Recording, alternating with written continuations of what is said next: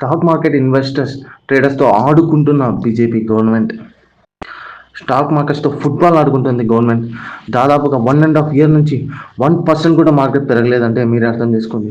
Traders అయితే ఒక call తీసుకుంటే ట్రేడ్ చేయాలా వద్దా అని వణికిపోతున్నారు.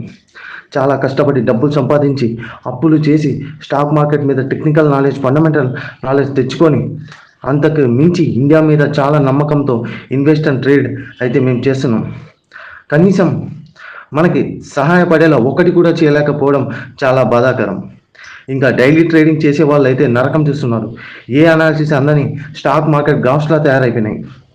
మరి ఇంతలా ఏడిపించాలా ఇన్వెస్టర్స్ని, ట్రేడర్స్ని? మరి ఇంతలా భయపెట్టాలా? పర్సనల్గా నేను కూడా చాలా మందిని ఇన్వెస్ట్మెంట్ వైపు, మ్యూచువల్ ఫండ్, ఈక్విటీ ఇన్వెస్ట్మెంట్స్ వైపు చేయమని ఎంకరేజ్ చేశాను. లాభాలు పక్కన పెట్టండి, అసలుకే ఎసరు వచ్చేలా చేస్తున్నారు. ఇంకా మిడిల్ క్లాస్ పర్సన్స్ దేని మీద ఇన్వెస్ట్ చేసుకోవాలి చెప్పండి? చిట్టీలు కడితే వాడు హైపీ పెడతారు చెప్పకుండా.